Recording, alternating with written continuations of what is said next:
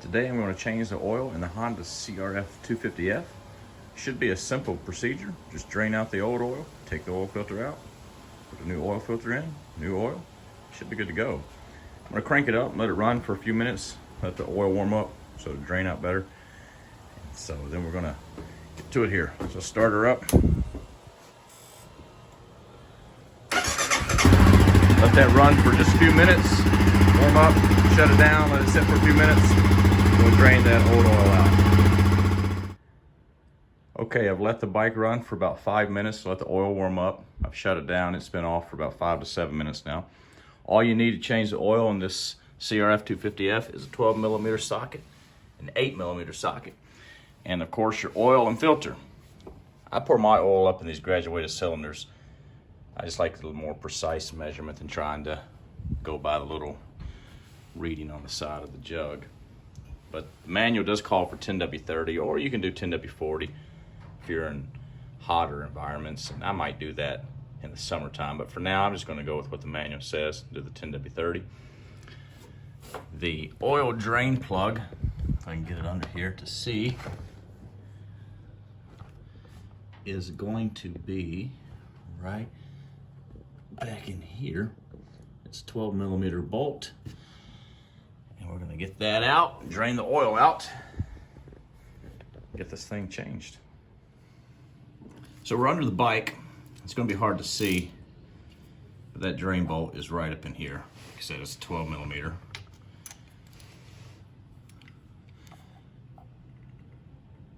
Just gonna break that loose.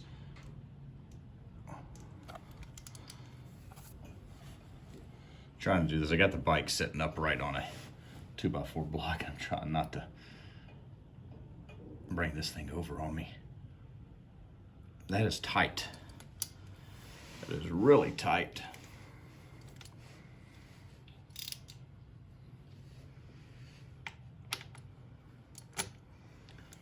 Let's see if I can get a little bit different. Try to get up here so I can hold the bike so that it won't come over on me. Get a little more leverage. Boy, I don't know when. Boy, that's pretty tight. I didn't anticipate that. Now, this is a used bike. I bought this used. I didn't buy it new. And the fella I bought it from said he did do one oil change on it. I guess the break-in oil change. And boy, I tell you, they really put that drain bolt back in there pretty tight. Let's see if we can. I think it's moving a little bit now. Aha! I don't think it is. Let me see here. Let's see if I can just tap on that. See if we break that loose. Let's see what happens. I think we got it loose this time. I hope. Oh no, I don't think we did. Let's try this again. There we go. There we go. Now it's loose. That was a little excessive, I would say. I don't think it's necessary that they be that tight. I'm sure there's going to be a crush washer on there. And considering this bike is a 2020 model, I did not get a new crush washer, so I'm not that concerned about it. I think this one should be sufficient. Next time around, next year, I will. There we go. Oh, good. Came off with it, so. Okay, so it's done draining. It's just kind of a steady drip, but I think we're good enough.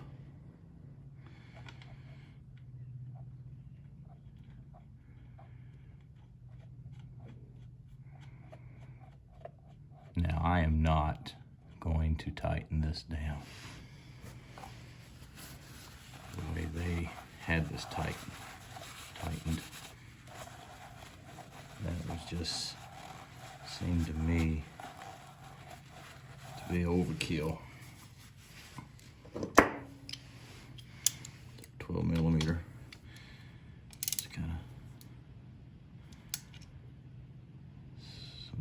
right there should be good. I'm sure there's torque specs on that, but not too concerned about that really. All right, so come up here, there's our oil filter location. Get that out here. All right, now we're going to switch over to our 8mm.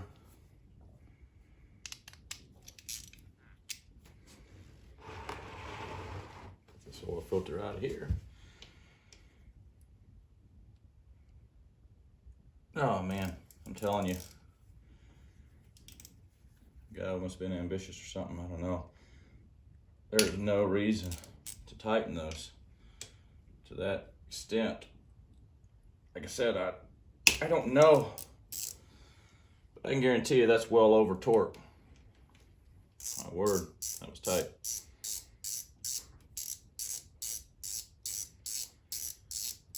That used to be, years ago, you had to be real careful, and you still had to be careful when you put these filters in, that you don't put them in the wrong way, else you starve your engine and you have catastrophe on your hand. But now, the filters, they have it stamped outside. Let's see, this says here, towards filter cover. So there's really, it's kind of foolproof anymore.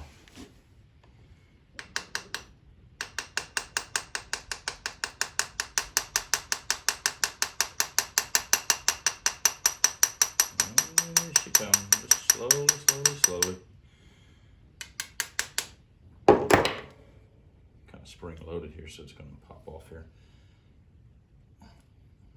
Hopefully all the oil had drained down in there. There we go. Nice and easy. There we go. Perfect. Perfect, perfect, perfect. Okay. That was nice enough. Now I'm not going to be replacing this O-ring. Like I said, it's a brand new bike. That O-ring should be just fine. But I'm going to set this down so that I can get this new filter out of this package, which will probably be very difficult since I have oil all over my hands.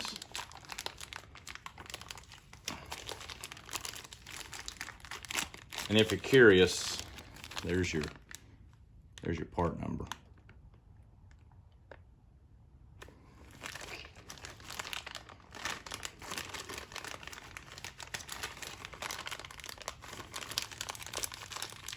I mean, for video purposes, this oil change is taking a little bit longer, but really this is probably something, if I was not videoing and I was just, you know, doing this to be doing it, you could probably do this in 10 minutes. So,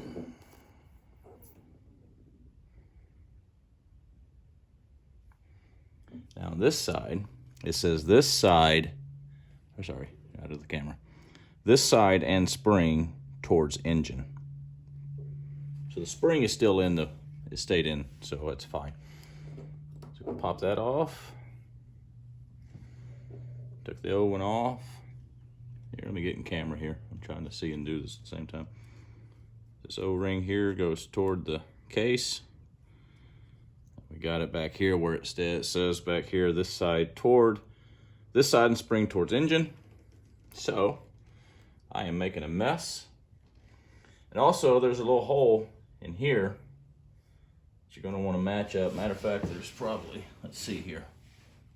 There's two. There's a hole down here and a hole up here. And then right here on your filter cover, hole there and hole there, those will line up.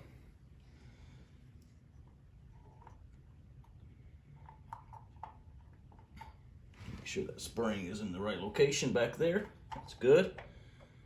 This seems to be good. Spring's in the right spot. Kind of feel that pushing back and forth. So we'll just button this back up here.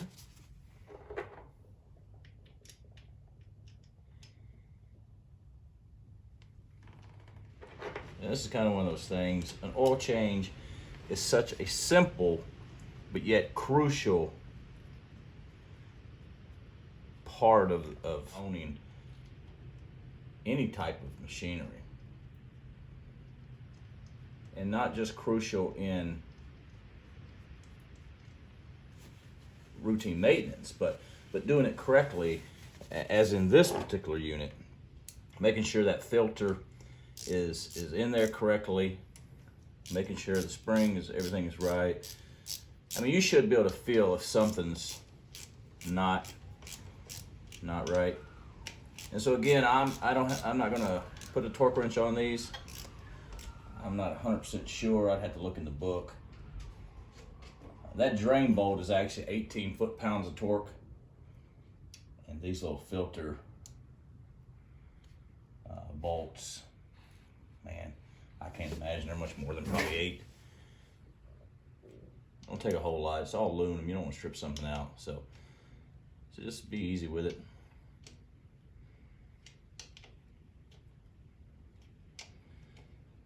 That's all I'm going to do right there. All right, next we're going to just put the oil in. Now, one thing they did do on this bike that I'm not overly crazy about, and I suppose you could probably replace it, but where you add your oil,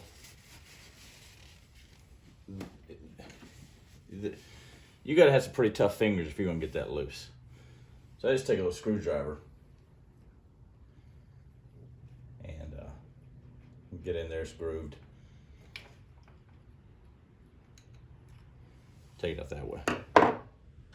So the book calls for 1.5 quarts, and when you convert that to mils, that comes out to 1,419.53 mils. So I'm just gonna add my oil.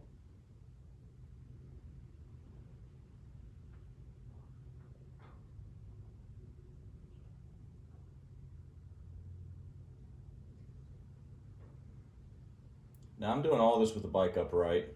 Like I said, I just got on a 2x4 block that pretty much puts it upright and level. Probably would be smarter to attach it to something so the bike can't move in case if somehow or another it did. You wouldn't want it to fall over on you. One thing I gotta say about the 250F, it is a heavy bike, 265 pounds. And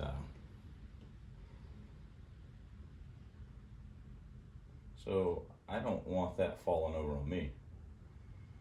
So I'm trying to not shake the bike too much here. Get all the oil added in here. There we go.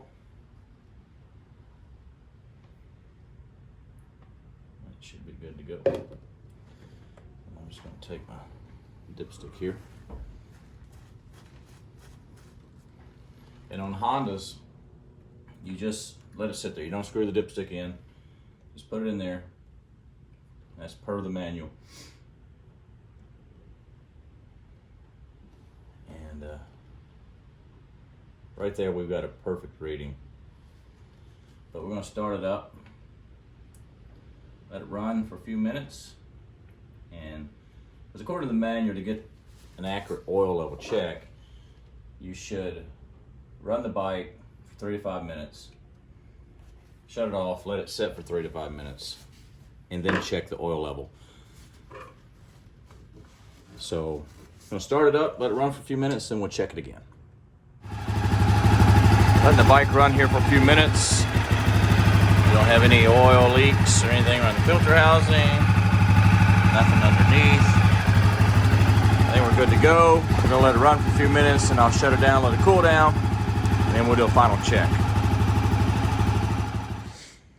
So I've let the bike run for about 5 minutes, and now I'm gonna just let it sit for a few minutes, let all the oil drain back down, and then do a final check on it. As I said, this is a 2020 model. The guy I bought it from, actually he bought it at the beginning of the summer, and the only reason he bought it is to get used to riding on two wheels because he wanted to eventually get a street bike. So he felt he was at that point, and he put it up for sale. And so I was in the market for one, and really had intentions of buying a new one. But when I found this one in the condition it's in, and he said he probably only had maybe 6 hours on the bike, I thought, you know what, I'll save the dealer fees and the silly setup fees and the taxes and all that mess and just buy this very lightly used one. And so the only reason I'm changing the oil, probably didn't even have to, but I failed to ask him. I know he said he changed the oil, but I didn't ask him what kind of oil he put in it or any of that stuff. I'm assuming he used the GM4 oil, but just so for my sake that I would know everything is good to go, I decided I'm just going to change it myself. That way I know and I can start fresh. So, but yeah, I'm going to let it cool down here a little bit more, and we'll give it one final check, and that should do it. It's been about 5 minutes, so I'm going to take this out again and just give it one final check.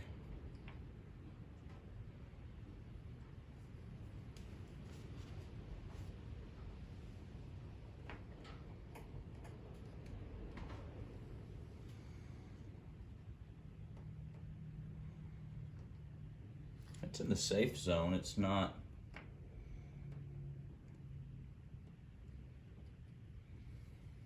right at the top, so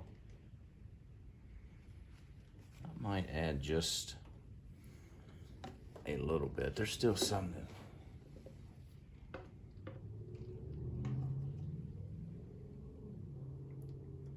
and this is why I think it's a good idea. I know the manual gives you an exact amount to add, and honestly that's probably just a good reference, but I would always double check it.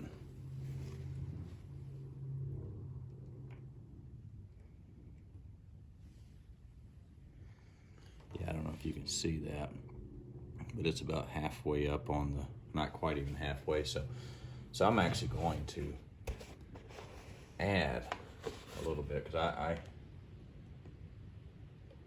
know you're not supposed to overfill, and I don't have any intentions of overfilling, but I would rather err on the side of having it right at the top of the fill mark than to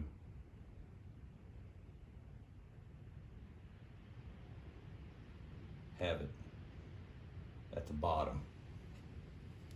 I was watching a video about the 450R race bike, and they had one of the top Honda technicians that's there at the track.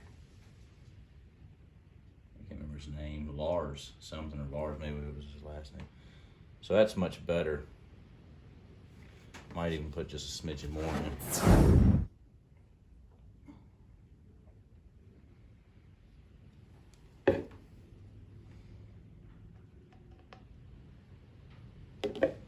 So let's check that. I think that's going to do it. Oh yeah, that's good. I'm gonna go with that. Let's give it one more check. Yep. I don't know if you can see that very well, but it's right there at the top. So I'm gonna go with that. I know this has been the long drawn out version of changing the oil on the Honda CRF250F, but I assume if you're watching this, you're like me, you just like to watch stuff like this. I don't know. It's kind of interesting stuff. So that's going to do it for this oil change. And maybe you learned something. Maybe you just enjoyed watching it. In any case, I appreciate you watching. Thanks a lot. Stay tuned. I'm going to do some more videos on this bike. I think this is a great bike, and I want to put some content out there to help people who may be interested in buying one of these bikes. So again, thanks for watching. Hope you have a great day.